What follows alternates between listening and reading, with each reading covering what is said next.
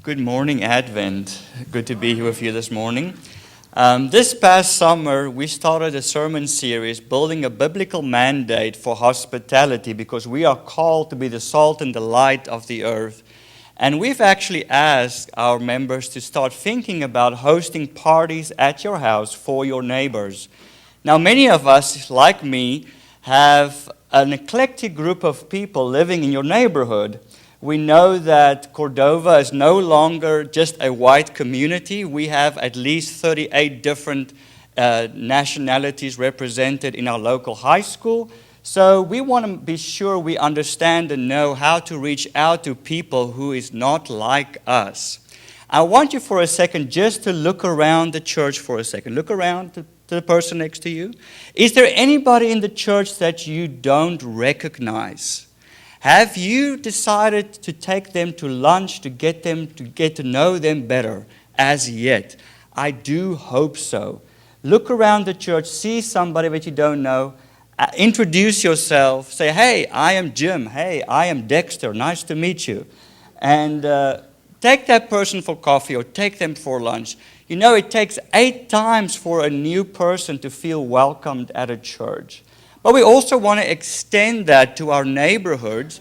And Jerry Dykstra was so kind to invite us to our house to meet David Frazier, who has been a missionary in the Middle East for 20 years. And David actually told us a very interesting story.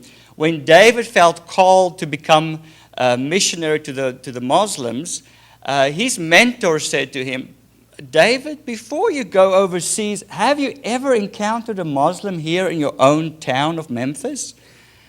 And he said, no, I actually have not done that. So he encouraged him to actually reach out because there's a big population of Muslims here living in Memphis. And he was surprised to learn that many of these Muslim believers or Muslims have never been in an American home.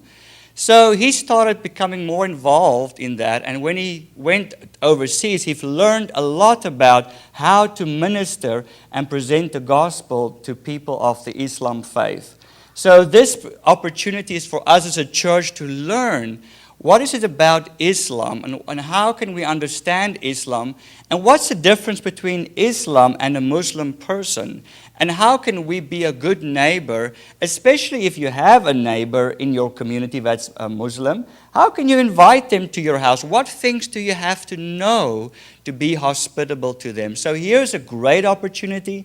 Even if you have questions about it, this is a great opportunity to come and learn from somebody who lived 20 years in the Middle East and is now going to give us a great understanding of how to reach out to those who is not like us. So I hope and pray you can make it. If you have any questions, feel free to contact me.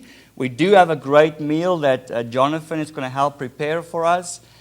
Come and fellowship with us, and we're looking forward to seeing you. Just remember, you have to give an RSVP if you want to eat so we can have enough food for everybody. Thank you.